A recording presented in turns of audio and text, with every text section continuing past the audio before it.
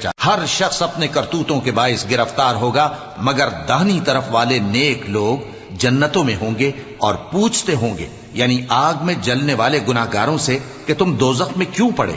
وہ جواب دیں گے کہ ہم نمازیوں میں شامل نہ ہوئے، اور نہ ہم فقیروں کو کھانا کھلاتے تھے، اور ہم بحث کرنے والوں کے ساتھ مل کر بحث کرتے تھے، اور روز جزا کو جھٹلاتے تھے، یہاں تک کہ ہمیں موت آ گئی۔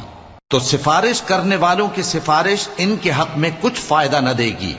ان کو کیا ہوا ہے کہ نصیحت سے روگرداں ہو رہے ہیں؟ گویا گدھے ہیں کہ بدک جاتے ہیں، جو شیر سے ڈر کر بھاگ جاتے ہیں۔